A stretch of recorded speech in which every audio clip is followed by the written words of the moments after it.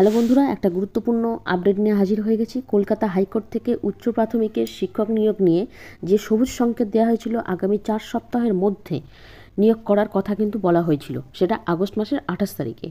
এরই মধ্যে কিন্তু কমিশন জানিয়ে দিয়েছিল যে আগামী 2 সপ্তাহের মধ্যে চাকরি প্রার্থীদের সম্পূর্ণ মেধা তালিকা অর্থাৎ ফাইনাল যে মেধা তালিকা সেটা প্রকাশ করা হবে। শিক্ষামন্ত্রীও জানিয়েছেন যে পুজোর আগে চাকরি প্রার্থীদের যাতে মুখে হাসি ফোটে সেই ব্যবস্থাই করা হচ্ছে।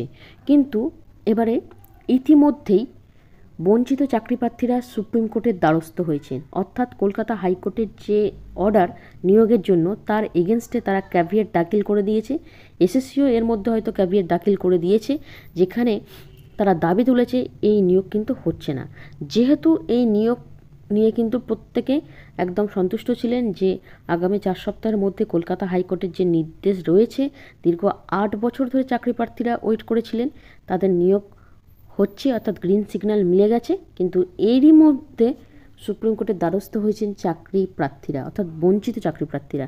সেখান থেকে কিন্তু নিয়োগের অনিয়ম, শূন্যপদ আপডেট হয়নি এবং সংরক্ষণ নীতি মানা হয়নি, অর্থাৎ রিজার্ভেশন রুলস ভায়োলেট করা হয়েছে। এই 3টে বিষয় নিয়ে বঞ্চিত চাকরি প্রার্থীরা এই নিয়োগের এগেনস্টে কিন্তু সুপ্রিম কোর্টে দ্বারস্থ হয়েছেন।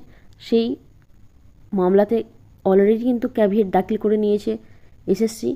এখন দেখা যে সুপ্রিম কোর্ট থেকে কি রায় আসে বা এ বিষয়ে কি জানা যায়। আপনারা জানেন যে দীর্ঘ 8 বছর ধরে চাকরি প্রার্থীরা ওয়েট করে আছে, যেখানে 14,052টি শূন্য পদের স্বচ্ছ এবং দুর্নীতির বাইরে গিয়ে সম্পূর্ণ মেধা তালিকা প্রকাশ করার যে অর্ডার দিয়েছে কলকাতা হাইকোর্ট, সেখান থেকে আজকে 8 বছর পর চাকরি প্রার্থীদের মুখে একটু হাসি ফুটেছিল যে পুজোর আগেই সম্পূর্ণ বিষয়টা সবার সম্মুখে চলে আসবে এবং সেই জায়গা থেকে উচ্চ প্রাথমিকের যে নিয়োগ সেটা আস্তে আস্তে জট কেটে যাবে, এই আশাতেই প্রত্যেকে ছিলেন।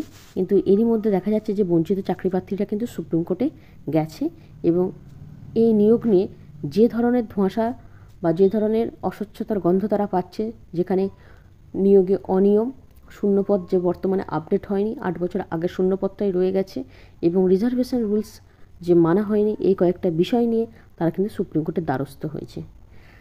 পরবর্তীতে দেখা যাক কী ধরনের আপডেট আসে, এই বিষয়ে সমস্তটাই জানাবো।